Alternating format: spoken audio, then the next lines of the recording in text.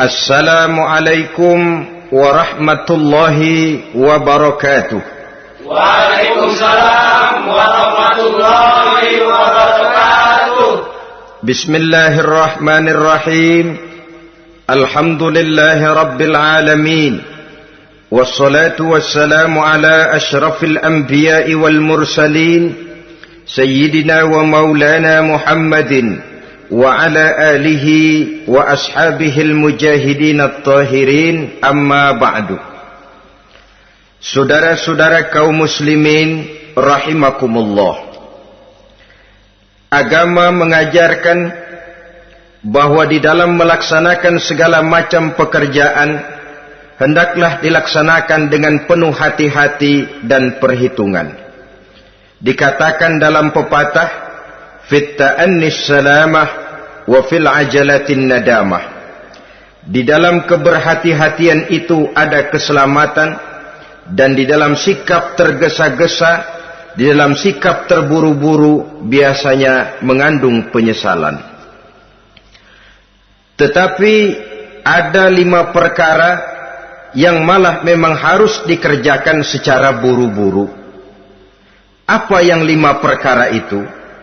Pertama, mengubur jenazah. Tidak baik kalau jenazah itu disemayamkan sampai 2-3 hari di rumah.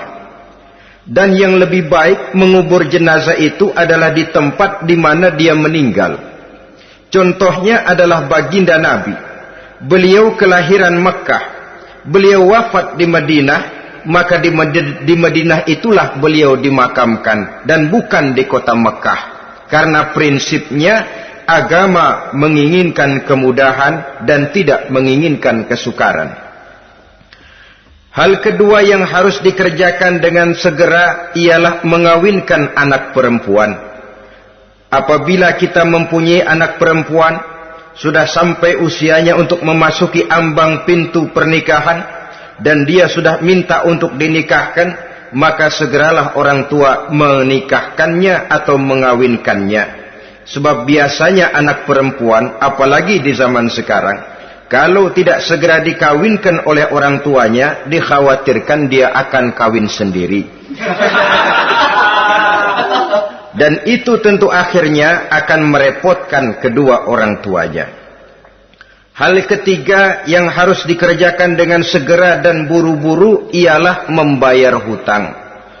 Apabila kita sudah berhutang kepada seseorang dan sudah ada uang untuk membayarnya, bersegeralah untuk membayar. Sebab kalau ditunda besok, lusa atau hari minggu depan, dikhawatirkan uangnya akan terpakai untuk kepentingan-kepentingan yang lain, dan hutang akan tetap tinggal hutang, tidak pernah terbayar adanya.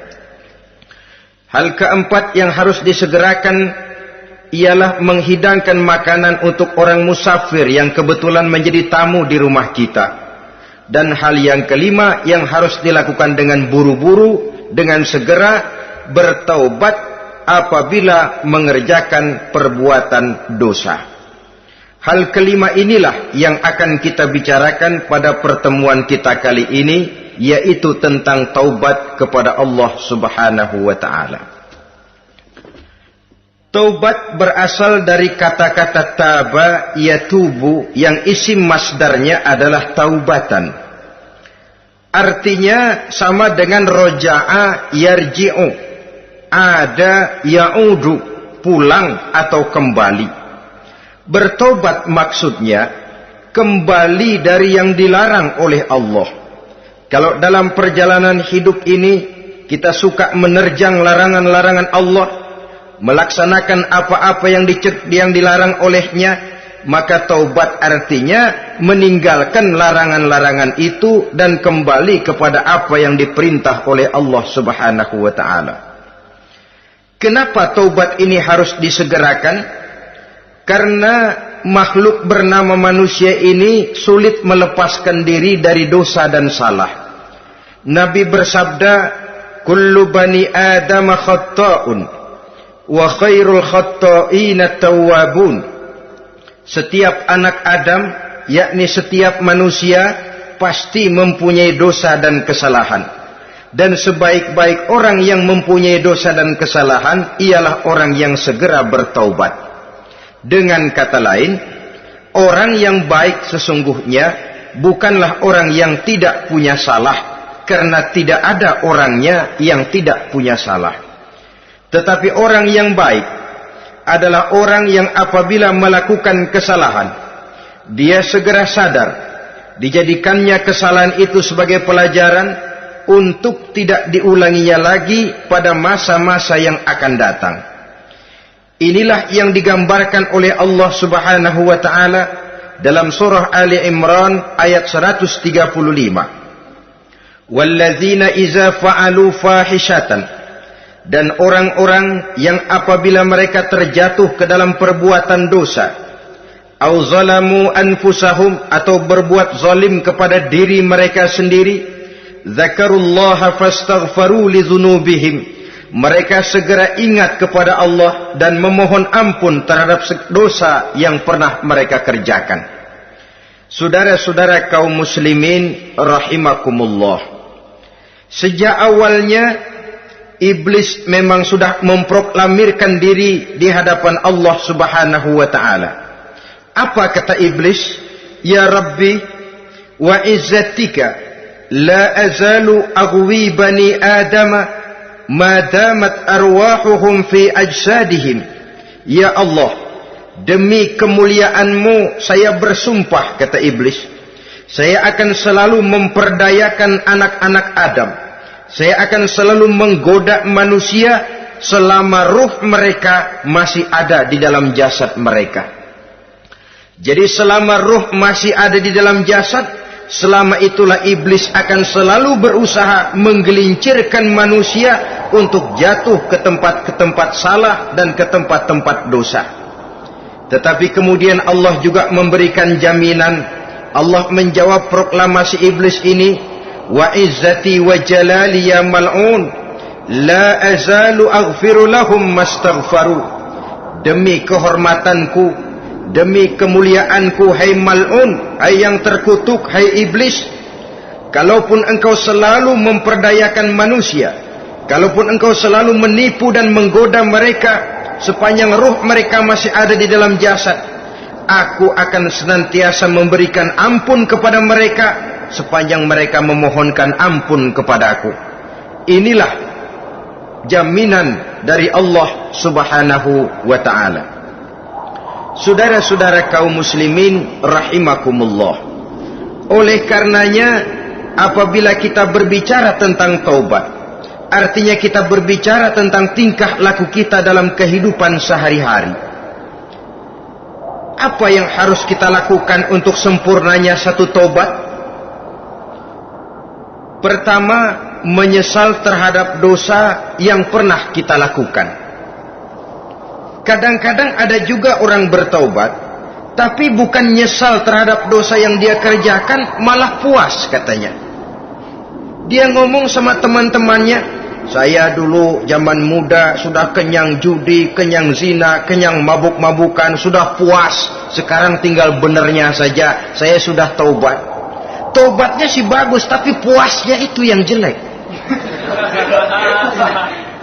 Kenapa harus dikatakan puas? Bukan puas, menyesal. Menyesal saya dulu. Kenapa hanyut terjebak dosa? Kenapa tenggelam di meja judi? Kenapa tenggelam di minum-minuman keras? Kenapa hanyut kepada perbuatan munkar dan maksiat? Saya menyesal sekali. Menyesal diperintah dan bukan malah puas. Dari rasa menyesal ini nanti timbul hal yang kedua, yaitu berniat tidak akan mengulangi lagi perbuatan dosa. Kalau menyesal tapi masih diulangi lagi, itu belum taubat yang sebenarnya. Saya kapok, menyesal, tidak mau minum minuman keras lagi. Besok tidak ada minuman keras, malah pusing, nyari kesana kemari. Itu belum taubat yang sebenarnya. Jadi setelah menyesal, berniat tidak akan mengulangi lagi perbuatan dosa itu. Kalau menyesal tapi masih diulanginya lagi, itu sama saja dengan main-main. Saudara-saudara kaum muslimin rahimakumullah, Barangkali itu yang orang namakan dengan taubat sambal namanya. Kita kalau makan nasi pakai sambal, pedesnya bukan main, repot, marah, ngomel. Gila, sambal pedes bukan main, taubat sama sambal. Taubat sama sambal katanya. Tapi 2-3 hari kemudian dia makan lagi, nggak ada sambal, nyari. Kemarin sudah taubat, 2 hari kemudian malah nyari. Ini bukan taubat yang sebenarnya. Penyesalannya tidak diiringi dengan berniat untuk tidak mengulangi perbuatan dosa itu selama-lamanya. Saudara hadirin, kita sudah taubat, tidak mau lagi minum minuman keras. Datang teman, minum ya? Enggak mau. Kenapa? Saya sudah taubat. Yang benar, benar. Kalau dibayarin, udah. Jadi rupanya taubatnya itu cuma karena nggak ada yang bayarin. Begitu datang yang bayarin, berangkat lagi. Itu belum lagi merupakan taubat yang sebenarnya. Begitu juga kita taubat dari meja judi. Pada waktu sudah buras, bangkrut, habis-habisan, mungkin menyesal, mungkin bertaubat. Inilah akibatnya judi, rumah tangga berantakan, harta buras, anak terlantar, uang tidak ada. Taubat saya tidak mau lagi-lagi tenggelam di meja judi. Pada saat kondisinya bangkrut, itu yang diucapkan. Tapi 2-3 hari, 4-3 minggu, 1 bulan kemudian rezekinya banyak, makmur lagi, usahanya maju lagi, lupa lagi dia kepada ucapan sebelumnya, akhirnya sedikit demi sedikit tenggelam kembali di meja judi. Ini pun belum merupakan taubat yang sebenarnya. Jadi untuk sempurnanya taubat, yang pertama menyesal terhadap dosa yang telah dilakukan, yang kedua berjanji tidak akan mengulangi lagi, kemudian yang ketiga meninggalkan perbuatan jahat itu untuk selama-lamanya. Dengan kata lain, kalau memang taubat tidak mau minum lagi, talak 3 itu minuman keras. Kalau memang niat tidak akan berjudi lagi, talak 3 itu segala macam bentuk perjudian, meninggalkan perbuatan jahat. Yang keempat, menunaikan semua fardu dan kewajiban. Sebab barangkali pada saat kita tenggelam dalam dosa, perintah-perintah Allah, jangankan yang sunnah, yang wajib saja sering kita lalaikan. Maka apabila diri telah berniat melaksanakan taubat, maka tunaikan semua kewajiban yang disyariatkan oleh agama kepada kita. Yang kelima, meminta halal kepada para lawannya dengan termasuk mengembalikan hak milik orang lain. Ini kalau menyangkut hukukul adamiyin atau hak-hak manusia. Jadi kalau kita berdosa kepada sesama manusia, Allah belum akan menerima taubat kita kalau kita belum minta maaf kepada yang bersangkutan. Adapun kalau kita sudah minta maaf tapi yang bersangkutan tidak mau memberikan maaf, itu urusan dia kepada Allah. Urusan kita adalah meminta maaf kepada yang bersangkutan. Hal yang keenam, mendidik atau melatih diri untuk bertaat kepada Allah. Sebagaimana kita dulunya telah melatih diri, memperturutkan diri untuk berbuat durhaka. Lalu memperbaiki yang dimakan dan yang diminum. Itu juga merupakan ciri dari orang-orang yang melaksanakan taubat kepada Allah Subhanahu wa ta'ala. Kemudian apalagi memperbanyak istighfar di dalam kehidupan. Disabdakan oleh Nabi, inna likulli da'in dawa'un wa dawa'u zunubi al-istighfar. Sesungguhnya segala macam penyakit tentu ada obatnya, dan obat dari segala macam dosa adalah istighfar. Saudara-saudara kaum muslimin rahimakumullah.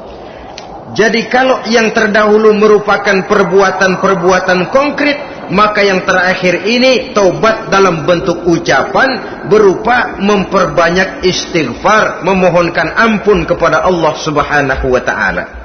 Mari kita lihat dalam teladan hidup kita, manusia yang hatinya paling bersih tidak lain adalah Rasulullah sallallahu alaihi wasallam. Beliau sudah mendapat jaminan ampun dari seluruh dosa. Liyaghfir lakallahu ma taqaddama min zambika wa ma ta'akhkhar, kata Allah. Muhammad, dosamu yang dahulu, dosamu yang sekarang, dosamu yang akan datang jikalau memang ada, seluruhnya sudah mendapat jaminan ampun dari Allah. Tetapi coba lihat dari sejarah perjalanan hidup yang mulia ini. Sungguh pun beliau sudah nyata-nyata mendapat jaminan ampun dari Allah. Beliau mengatakan, ayyuhan nas, tubu ilallah, fa inni atubu fil yaumi mi'ata marrah. Wahai manusia, bertaubatlah kepada Allah, maka sesungguhnya saya, kata beliau, dalam satu hari bertaubat 100 kali kepada Allah. Dalam riwayat yang lain, sab'ina marrah, 70 kali beliau mengucapkan istighfar minimalnya dalam sehari semalam. Orang yang sudah nyata-nyata mendapat jaminan ampun dari Allah ini, satu hari satu malam istighfarnya minimal 70 kali. Apatah lagi kita yang nyata-nyata belum mendapat jaminan ampun dari Allah. Di dalam satu hadis diriwayatkan bahwa iblis laknatullah alaih pernah berkata, ahlaktun nasa bizzunubi wal ma'asi. Aku rusak dan aku hancurkan kehidupan manusia dengan dosa dan dengan segala macam perbuatan maksiat. Iblis menghancurkan manusia dengan menanamkan kegemaran berbuat dosa dan menanamkan kesukaan untuk bergelimang dalam dunia maksiat. Tetapi kemudian iblis mengakui, wa ahlakuni bila ilaha illallah wal istighfar. Tetapi kemudian terbalik, manusia menghancurkan aku dengan kalimat la ilaha illallah dan dengan istighfar, yakni mengucapkan astaghfirullahalazim. Inilah senjata pemungkas menghadapi upaya iblis untuk menghancurkan manusia. Kalau iblis menghancurkan manusia dengan perbuatan dosa, dengan menenggelamkan manusia ke dalam perbuatan-perbuatan maksiat, hendaknya kita sadar. Pada saat kita terdorong untuk melakukan perbuatan dosa, kita lalu sadar inilah perangkap iblis untuk membinasakan saya. Pada saat kita terjebak ke dalam perbuatan maksiat dan munkarat, ingatlah baik-baik, inilah perangkap iblis untuk merusak dan membinasakan saya. Maka hancurkan perangkap iblis, hancurkan tipu daya dan usaha iblis itu dengan apa? Dengan kalimat la ilaha illallah dan dengan memperbanyak istighfar. Falamma ra'aitu dzalik, ketika aku lihat hal itu, kata iblis, mereka hancurkan kita dengan dosa dan maksiat, dan kita hancurkan mereka dengan la ilaha illallah dan istighfar. Diamkah iblis? Puaskah iblis? Ternyata tidak. Apabila aku lihat usaha manusia itu, ahlaktuhum bil huda, ahlaktuhum bil hawa, wahum yahsabuna annahum muhtadun. Apabila mereka hancurkan aku dengan la ilaha illallah dan istighfar, maka aku kembali menghancurkan mereka dengan mempergunakan hawa nafsu, sehingga mereka menyangka bahwa mereka adalah orang-orang yang mendapat petunjuk.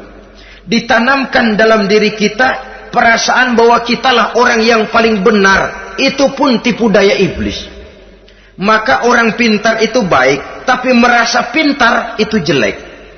Orang benar itu bagus, tapi merasa benar itu tidak baik. Karena biasanya orang kalau sudah merasa benar, lalu cenderung untuk menganggap orang lain tidak benar.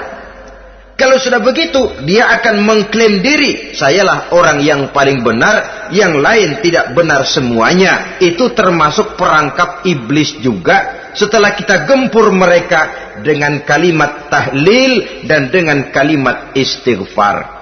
Saudara-saudara kaum muslimin rahimakumullah, Allah Maha Pengasih dan Maha Penyayang.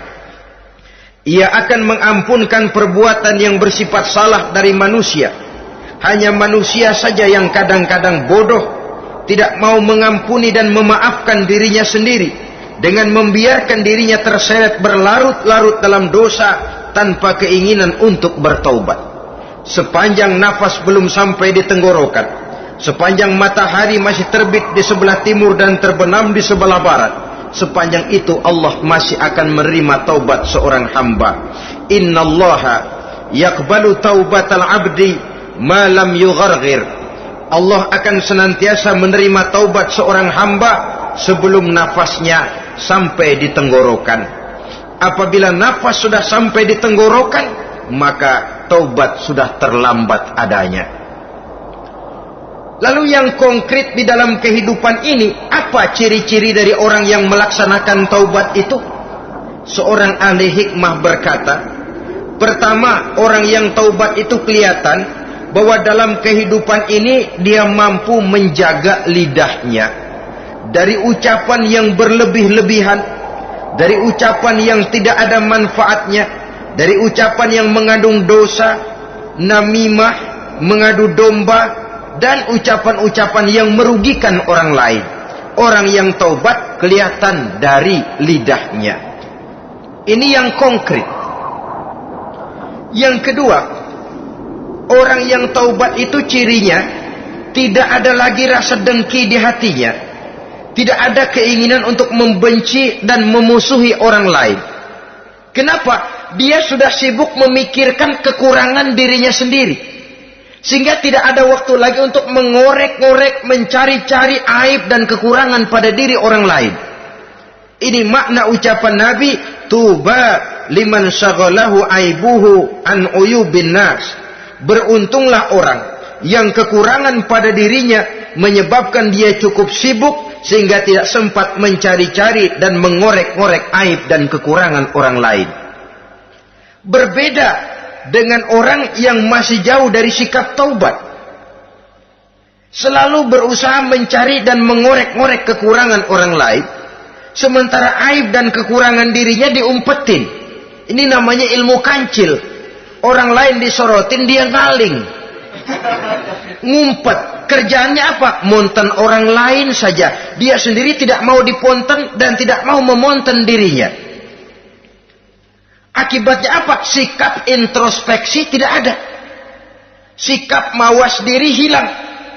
Sikap melihat, bercermin terhadap pribadinya sendiri hilang. Yang ada cuma menilai orang lain saja. Jadi adapun orang yang sudah bertaubat ini, di hatinya tidak ada dengki. Melihat orang lain mendapat nikmat, alhamdulillah, dia ikut bersyukur. Lain dengan orang yang jauh dari taubat. Tetangganya dapat nikmat, dia meriang. Tidak senang hatinya melihat orang lain senang. Orang melarat malah tepuk tangan. Saudara hadirin yang saya muliakan, orang yang semacam ini pada hakikatnya selalu disiksa oleh perasaannya sendiri. Kalau tetangganya yang kaya, ditanya kemana dukunnya. Tapi kalau tetangganya jatuh melarat, dia tepuk tangan, gembira bukan main. Lain dengan orang yang sudah bertobat, hasud itu hilang dari dirinya. So hasud inilah yang akan memakan kebaikan yang kita kerjakan. Kata Nabi, hasud itu bisa memakan kebajikan seperti api memakan kayu bakar. Allahu Akbar. Puasa kita, zakat kita, sholat kita, habis keropos dimakan oleh sifat hasud. Tidak terasa, tapi begitu kita punya sifat dengki kepada orang lain, maka sholat kita dimakan oleh dengki tadi, puasa kita dimakan oleh dengki tadi, segala macam kebaikan yang kita kerjakan dimakan oleh si dengki tadi, seperti api memakan kayu bakar, cepat sekali. Itulah sebabnya bagaimanapun banyak kebaikan yang sudah kita kerjakan, jangan bangga dan jangan lalai. Sebaliknya, bagaimanapun besar dosa dan kesalahan yang pernah kita lakukan, jangan putus asa dari rahmatnya Allah Subhanahu wa ta'ala. Jadi yang kedua, ciri orang yang bertaubat, di hatinya tidak ada dengki dan tidak ada rasa ingin memusuhi orang lain. Dia berhadapan dengan setiap orang dengan modal husnuzon, baik sangka kepada Allah. Tidak a priori. Kadang-kadang ada orang ketemu saja baru tapi sudah punya rasa jelek. Diperturutkannya suuzonnya. Yang ketiga, ciri orang bertaubat itu menjauhkan diri dari pergaul dengan orang-orang jahat. Sebab kita tahu bahwa pergaulan sangat besar pengaruhnya dalam ikut membentuk kepribadian manusia. Asyariku wa fi syarri syarrun. Bersekutu dengan kejahatan biasanya ikut jadi jahat. Walaupun secara langsung tidak melakukan kejahatan, tapi sudah termasuk dalam jamaah yang jahat juga namanya. Saudara-saudara kaum muslimin, bukan berarti orang yang taubat lalu tidak mau bergaul itu juga mencerminkan keangkuhan diri. Bergaul dia bergaul, tetapi kepada orang-orang yang jahat ia sekedar menghindarkan diri pergaulannya itu dari kejahatan yang bisa ditimbulkan oleh orang-orang jahat tadi. Ciri yang keempat dari orang yang bertaubat, dia mempersiapkan diri untuk menghadapi mati. Mempersiapkan diri. Sebagaimana kita tahu, kalau kita akan pergi ke luar kota, tentu kita membawa bekal. Makin jauh perjalanan, makin banyak bekal yang harus kita bawa. Hidup ini adalah perjalanan panjang yang kita juga memerlukan bekal dalam kehidupan. Orang yang bertaubat, orang yang mempersiapkan diri untuk menghadapi maut dan menghadapi hari-hari sesudah maut itu datang. Menghadapi kehidupan di alam barzakh, menghadapi kehidupan di alam akhirat dan selanjutnya. Dia mempunyai persiapan sehingga kapan maut datang dia sudah punya persiapan lebih dahulu. Saudara, kalau kita siap dipukul orang, pada saat pukulan itu datang, rasanya sakitnya agak lebih kurang daripada kita tidak pernah siap untuk dipukul. Walaupun bobot pukulannya sama, tapi kita akan lebih punya daya tahan kalau kita sudah siap. Oleh karena itu, orang yang bertobat, orang yang mempunyai persiapan untuk menghadapi mati. Tidak hanya untuk menghadapi mati, tapi juga menghadapi hidup di seberang kematian nanti.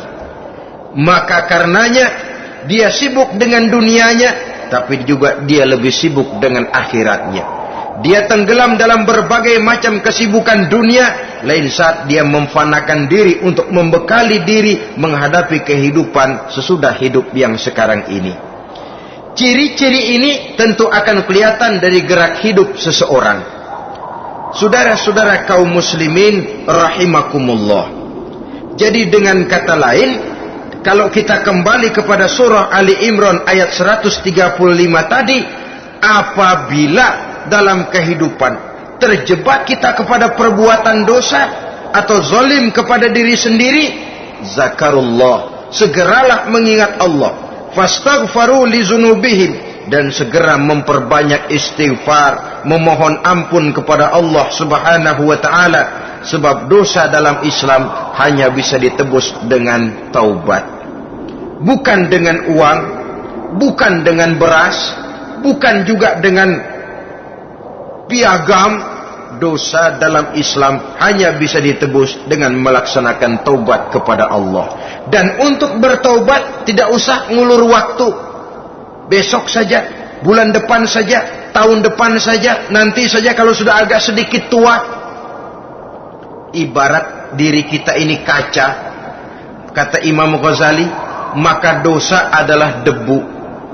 Apabila kaca kena debu, sedikit nempel debu, lalu dilap, sedikit nempel debu, terus dilap lagi, insya Allah kaca akan tetap bersih. Tapi kalau kita menunggu debu sampai banyak, apalagi sampai berurat, berkarat, nanti akan sulit membersihkannya. Demikian hati manusia itu. Kalau sudah dihinggapi oleh dosa, ditumpuknya lagi, berkarat dosa dalam hati, biasanya berat untuk melaksanakan taubat. untuk lebih meningkatkan pengertian kita tentang ciri dari orang-orang yang bertaubat, mari kita ikuti sebuah dialog yang pernah terjadi antara Rasul dengan para sahabat. Satu hari ketika sedang berkumpul dengan para sahabat, baginda Rasul bertanya, "Atadruna manit taib?" Saudara-saudara, tahu enggak saudara-saudara, siapa sebenarnya orang-orang yang bertaubat itu? Macam-macamlah jawaban para sahabat, tapi yang jelas akhirnya mereka berkata, Allahu wa rasuluhu a'lam. Allah dan Rasulnya yang lebih tahu siapa sebenarnya orang yang bertaubat itu. Atas jawaban ini baginda Rasul lalu menegaskan, pertama, man taba wa lam yata'allamil ilma falaysa bitaibin. Siapa orang yang mengaku bertaubat kepada Allah, lalu dia tidak mau mencari ilmu, tidak mau belajar, falaysa bitaibin, maka dia belum termasuk orang yang bertaubat. Jadi di sini jelas bahwa bukan hanya dari dosa kita bertaubat, juga bertaubat dari kebodohan. Dalam arti tidak membiarkan diri kita bodoh terus menerus. Dengan bahasa anak sekarang, bodoh tapi betah.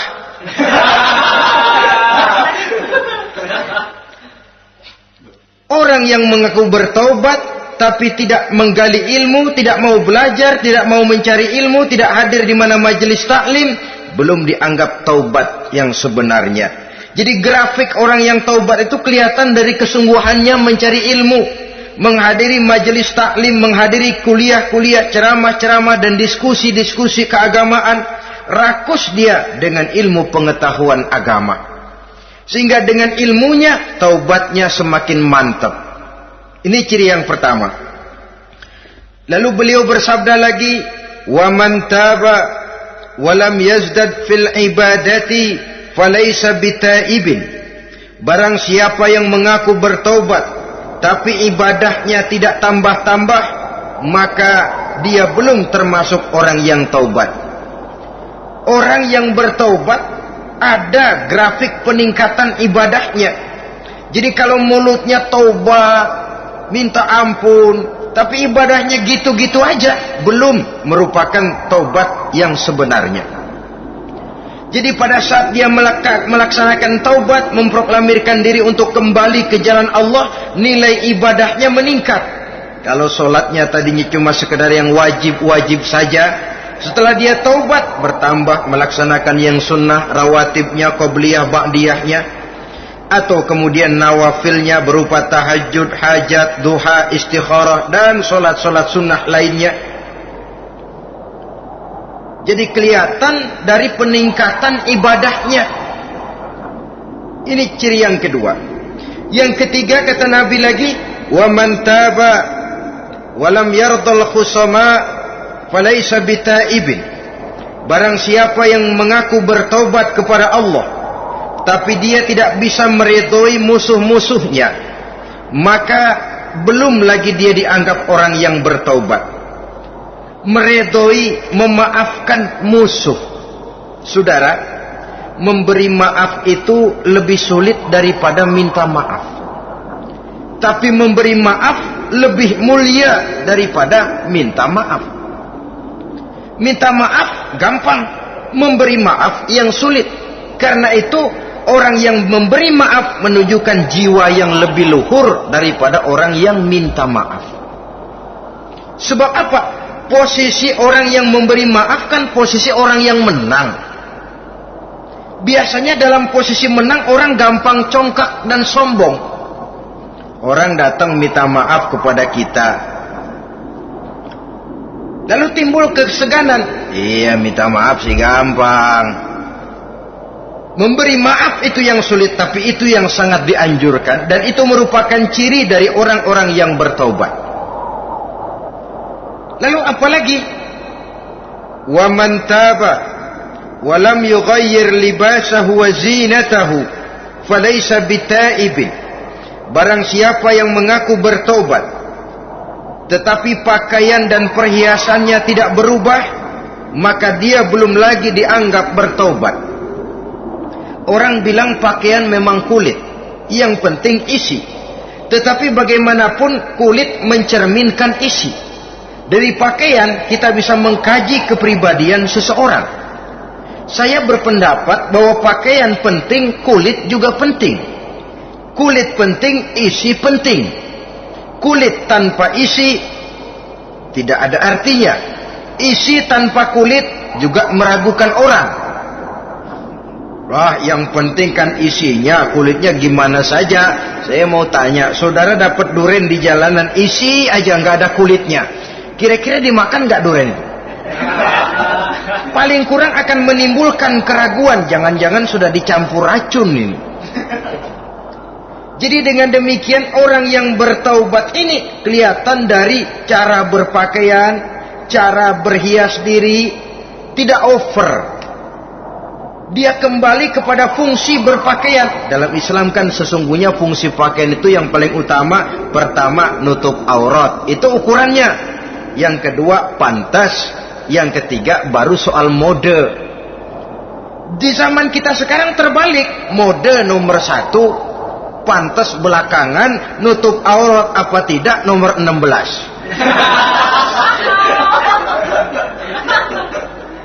Kalau sudah mode, kita kekira kekurangan pertimbangan. Ini buat saya pantas apa tidak, ini menutup aurat apa tidak. Kita balik.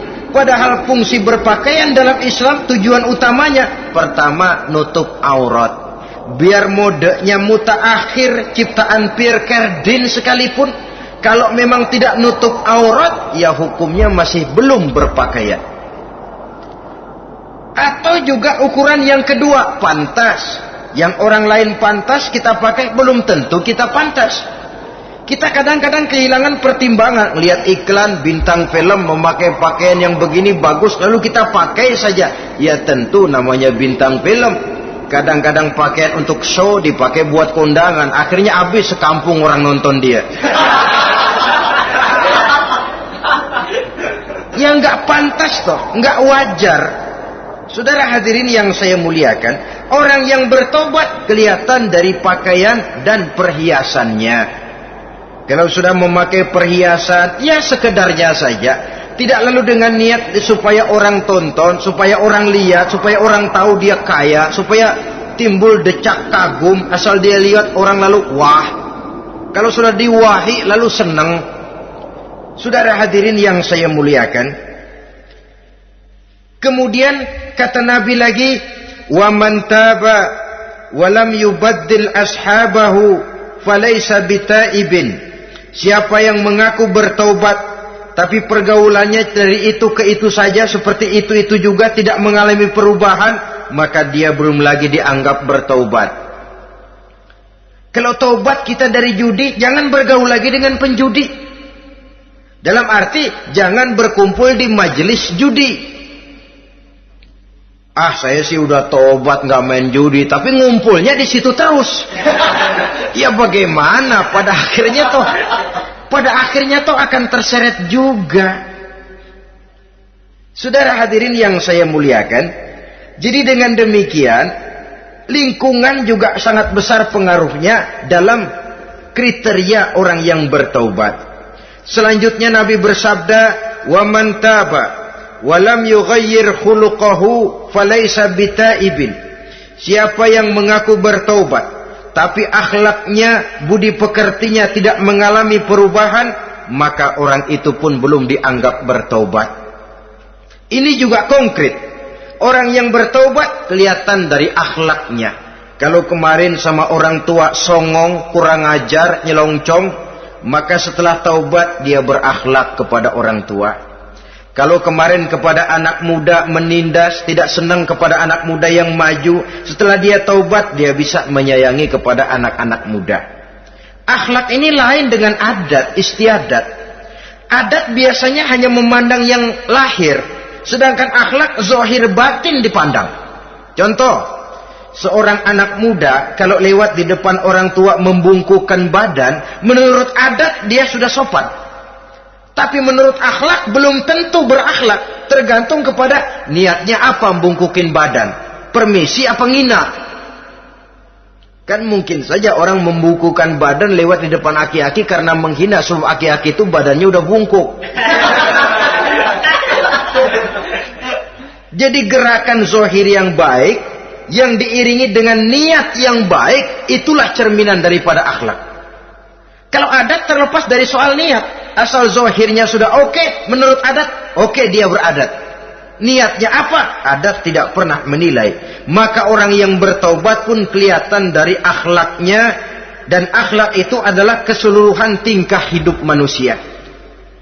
Cara berjalan ada akhlak, cara makan ada akhlak, cara duduk ada akhlak, cara tidur ada akhlak. Sehingga pantas ketika Siti Aisyah ditanya, Aisyah, Rasulullah itu akhlaknya apa sih? Beliau menjawab, karena Rasulullah khuluquhul Quran. Rasulullah itu akhlaknya Quran. Sehingga di kalangan ilmuwan lalu ada ungkapan bahwa Nabi Muhammad adalah Quran berjalan. Maksudnya seluruh konsepsi Quran sudah diterjemahkan dalam kehidupan Nabi. Maka tidak heran kalau Islam mengatur kehidupan manusia sejak yang sekecil-kecilnya sampai yang sebesar-besarnya. Cara berpakaian ada akhlaknya, kan begitu toh dalam Islam. Saudara diri di depan kaca, ngaca, ada akhlaknya, ada bacaannya. Allahumma kama hassanta khalqi fahassin khuluqi. Sampai saudara masuk ke dalam WC sekalipun ada akhlaknya. Karena akhlak adalah keseluruhan gerak hidup manusia. Orang yang bertobat kelihatan dari perubahan akhlaknya. Kemudian beliau bersabda, "Wa man taba wa lam yatwi firashahu wa bisatahu falaysa bitaibin." Siapa orang yang mengaku bertaubat tetapi dia tidak menggulung tempat tidur dan spraynya, maka dia belum dianggap bertaubat. Ini bahasa kinayah. Menggulung spray, melipat tempat tidur artinya lebih banyak ibadahnya daripada tidurnya. Kalau ngaku taubat tapi sehari 24 jam, 22 jam tidur, cuma 2 jam ibadah, ya belum mencapai kriteria itu. Dengan kata lain, orang apabila sudah memproklamirkan diri untuk taubat, menyingsingkan lengan baju, melipat spray, menggulung tempat tidur.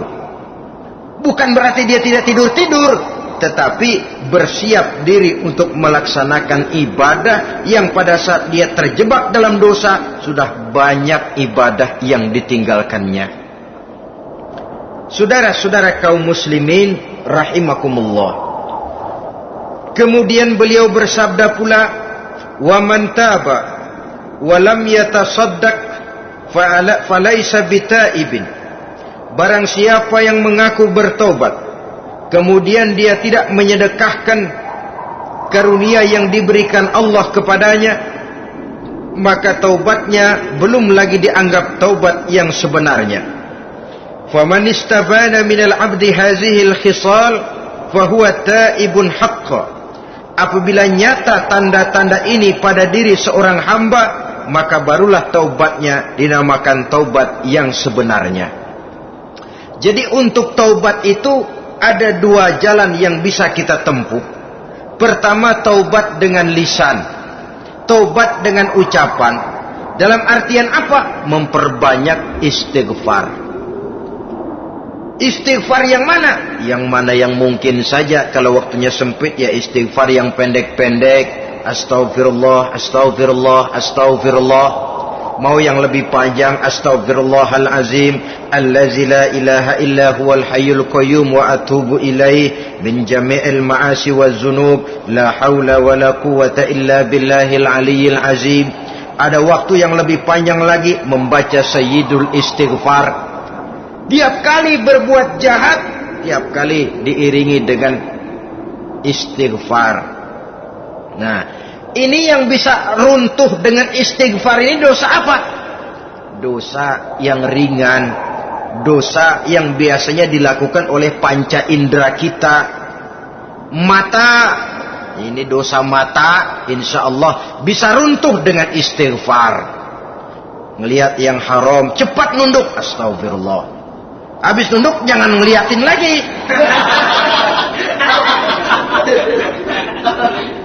Kadang-kadang ngelihat nunduk, istighfar, melotot lagi, istighfar lagi.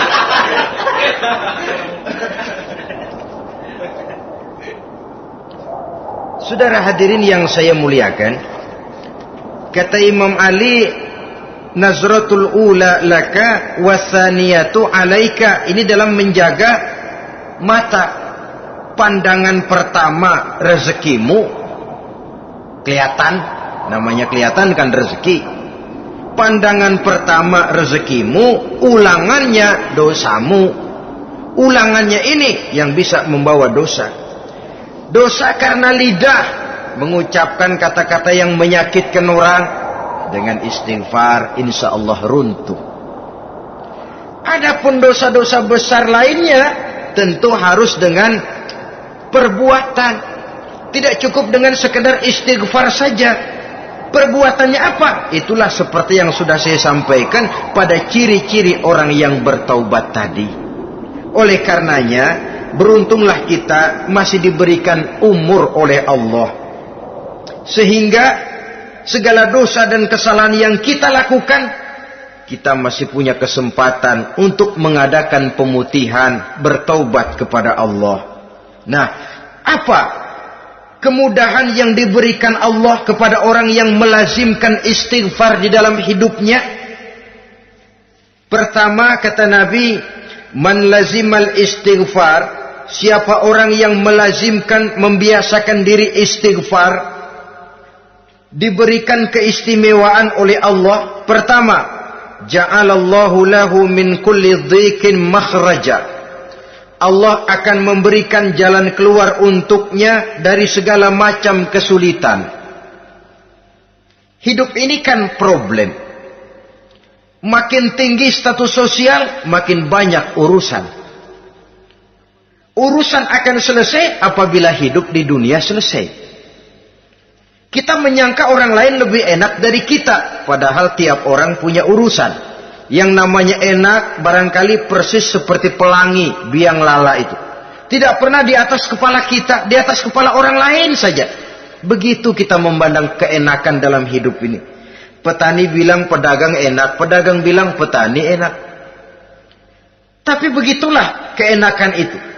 Orang yang melazimkan istighfar, dia akan diberikan jalan keluar dari segala macam kesulitan. Menurut perhitungan otak, didlek, buntu, tidak sanggup lagi, entah bisa terwujud dan terlaksana. Allah memberikan jalan keluar dari segala kesulitan. Saudara, kalau Allah sudah memberikan jalan keluar dari kesulitan, siapa lagi yang bisa bikin sulit kita? Kalau Allah yang memberikan jalan keluar, everything is running well katanya. Semua urusan bisa jalan dengan lancar. Tapi tanpa istighfar, jauh kita dari Allah. Jalan yang sudah lapang pun bisa jadi sempit. Urusan yang sudah nyata akan selesai pun bisa jadi injelimet. Dan jalan yang tadinya tidak berliku-liku pun bisa berliku-liku. Ini faktor yang di luar perhitungan matematis. Kita tidak mampu, Allah maha mampu. Menurut akal kita tidak mungkin. Kalau Allah mau, tidak ada yang tidak mungkin. Saudara-saudara, ini fasilitas pertama. Orang yang gemar istighfar diberikan jalan keluar dari segala macam kesulitan. Yang kedua, wa min kulli hammin faraja, diberikan kegembiraan dari setiap kesusahan yang dihadapinya. Ada saja faktor-faktor yang mendatangkan kegembiraan, yang mendatangkan refreshing di dalam kehidupannya, sehingga dia tidak lalu merasa jalannya buntu, tidak merasa kesulitannya tidak pernah terselesaikan. Dan yang ketiga, fasilitas yang diberikan Allah kepada orang yang gemar istighfar, wa razaqahu min haitsu la yahtasib. Allah akan memberikan kepada mereka rizki dari jalan yang tidak pernah mereka sangka-sangka. dari jalan yang tidak pernah mereka perkirakan sebelumnya. Saudara-saudara kaum muslimin rahimakumullah. Inilah fasilitas ketiga yang diberikan Allah kepada orang yang gemar istighfar. Rizkinya datang dari jalan yang tidak disangka-sangka. Sebab rizki ini juga termasuk hal gaib. Dan jangan lupa, ar-rizqu bimakna al-ata hissiyan kana au ma'nawiyan. Rizki adalah pemberian baik yang konkret maupun yang abstrak. Kita sering membatasi pengertian rizki, maka rezeki kita jadi sering terbatas. Menurut kita kan yang namanya rezeki cuma duit saja. Kalau bukan duit bukan rezeki. Padahal semua karunia Allah itu rezeki. Umur rezeki, istri rezeki, anak rezeki, pangkat dan jabatan rezeki, termasuk duit juga rezeki. Tapi dalam kebiasaan kita rezeki cuma duit. Begitu duit seret kita anggap rezeki macet. Maka akhirnya kita tidak bersyukur kepada Allah. Padahal mungkin di sektor duit macet, tapi rezeki dari segi lain, ilmu barangkali tambah, wibawa naik, pangkat naik, anak tambah, itu juga merupakan rezeki. Saudara-saudara kaum muslimin rahimakumullah, orang yang gemar istighfar ini diberikan rezeki dari jalan yang tidak disangka-sangkanya. Dibukakan perbendaharaan Allah untuknya. Sehingga rezekinya datang dari cara yang tidak disangka-sangka. Allah Maha Kaya. Kalau dia mau, la mani'a lima a'taita wa la mu'tiya lima mana'ta. Tidak satu kekuatan pun yang mampu mencegah apa yang hendak diberikan Allah, dan tidak satu kekuatan pun yang sanggup memberikan apa yang dicegah oleh Allah Subhanahu wa taala. Ini keistimewaan yang diberikan Allah kepada mereka yang gemar beristighfar di dalam kehidupan ini. Jangan lagi berpikir, gua sih nggak punya dosa, istighfar amat. Sombong, saudara-saudara. Manusia itu lebih baik merasa banyak dosa daripada merasa tidak punya dosa. Tanda orang bahagia, kata Nabi, 4. Pertama, orang yang selalu ingat kepada kesalahan yang pernah dia lakukan. Itu orang bahagia. Selalu ingat kepada kesalahan yang pernah dilakukannya. Sehingga pada saat akan melakukan kesalahan yang baru, dia mikir-mikir. Dosa gue yang kemarin udah 3 keranjang, nih nambah lagi. Ingatannya terhadap kesalahan yang lalu akan merupakan langkah preventif yang mencegah dirinya untuk tidak menambah kesalahannya. Orang bahagia, orang yang selalu ingat kesalahan yang pernah dia lakukan, terbayang di pelupuk mata, bukan ngumpet-ngumpetin dosa. Sebab apa yang mau kita umpetin di hadapan Allah? Yang kedua, tanda orang bahagia itu orang yang selalu melupakan kebaikannya. Kalau dia berbuat baik, dia lupakan. Dia anggap dirinya belum pernah berbuat baik. Sehingga di mana ada kebaikan, dia tidak bisa ikut. Dia merasa sangat rugi.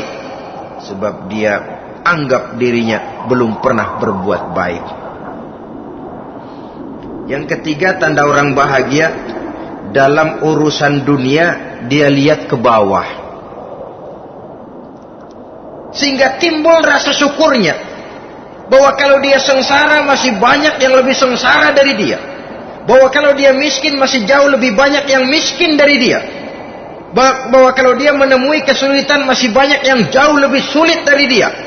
Dengan cara itu jiwanya akan lapang, hidupnya akan tenang, dan dia tidak pernah ingkar kepada nikmat yang diberikan Allah.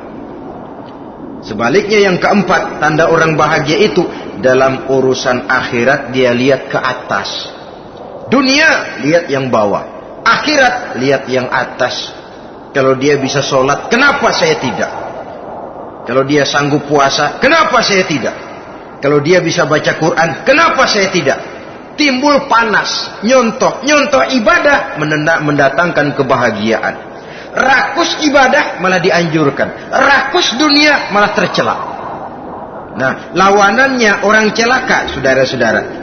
Orang celaka juga tandanya 4 lawanan yang tadi itu. Pertama, orang yang selalu melupakan kesalahannya. Kalau berbuat dosa lupa, sok bersih. Alah, dosa gue mah dikit. Saudara hadirin yang saya muliakan, orang yang selalu melupakan kesalahan, menganggap dirinya bersih, akhirnya kalau ingin berbuat dosa nggak mikir-mikir, tidak ada lagi yang ditimbang-timbang. Selanjutnya, yang kedua, orang celaka itu orang yang selalu mengingat kebaikannya. Akhirnya apa? Timbul sifat nepuk dada, membanggakan jasa. Lahirlah pahlawan-pahlawan kesiangan. Selalu membanggakan diri, nepuk dada. Kalau enggak saya, kalau enggak saya. Itu masjid, kalau enggak saya. Itu pesantren, kalau enggak saya. Itu umat, kalau enggak saya. Kalau enggak saya. Memangnya kalau enggak sampean kenapa? Orang yang celaka adalah orang yang selalu menghitung-hitung kebaikan yang pernah dikerjakannya. Keikhlasannya kurang, makin dia hitung, makin kurang nilai pahalanya. Makanya kalau berbuat baik, ya anggap saja buang sampah, gak usah ditengok-tengok, gak usah diingat-ingat, dan gak usah mengharap orang yang kita tempat berbuat baik akan membalas kebaikan. Saudara hadirin yang saya muliakan, yang ketiga, tanda orang celaka dalam urusan dunia, melihatnya ke atas. Panasnya timbul, syirik dan dengkinya naik, rakusnya jadi.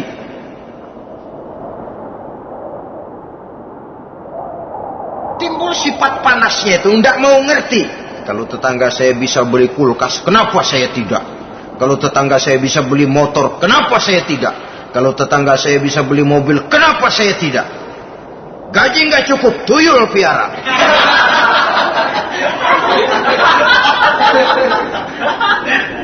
Orang itu kalau sudah didorong oleh rakus kan bisa jadi menghalalkan segala macam cara untuk mencapai tujuan. Dibakar oleh sifat tamak dan rakus bin serakah. Nah, kalau sudah didorong oleh rasa rakus, yang segera tersingkir pertama rasa malu. Orang kalau sudah rakus nggak ada malunya, rasa malunya hilang. Padahal syarat jadi orang itu kan kalau punya rasa malu. Nggak punya rasa malu, kurang syarat jadi orang. Akan bagaimana jadinya masyarakat, bahkan bangsa dan negara, kalau rakyatnya sudah tidak punya rasa malu. Yang kedua, rasa takut hilang, terutama takut kepada Allah. Sirna sama sekali. Sudah tujuan menghalalkan cara. Yang keempat, tanda orang celaka dalam urusan akhirat, lihatnya malah ke bawah. Kenapa kamu enggak sholat? Itu bapak anu yang tuaan, enggak, saya enggak lagi. Kenapa ngelihatnya mesti kepada yang begitu? Sehingga lalu tidak ada gairah untuk mencontoh. Saudara-saudara kaum muslimin rahimakumullah, walaupun serba singkat oleh karena terbatasnya ruang pembicaraan ini, mudah-mudahan bisa memberikan gambaran sepintas tentang ciri-ciri orang yang bertaubat. Dengan harapan, marilah kita menjadi orang yang bertaubat sebenarnya, dengan ciri menyesal terhadap dosa yang pernah kita lakukan, meninggalkan perbuatan jahat, dan berjanji tidak akan mengulangi lagi perbuatan jahat itu. Kalau dia menyangkut hak-hak manusia, maka hak itu harus kita kembalikan, dan kepada yang bersangkutan kita harus meminta maaf. Apabila ditambah dengan kegiatan lisan, memperbanyak istighfar dalam kesempatan yang mungkin di sepanjang perjalanan hidup ini. Ini sajalah yang kita bicarakan pada pertemuan kali ini. Terima kasih atas segala perhatian. Mohon maaf atas segala kekurangan. Usikum wa nafsi bitaqwallah. Wassalamualaikum warahmatullahi wabarakatuh. Waalaikumsalam warahmatullahi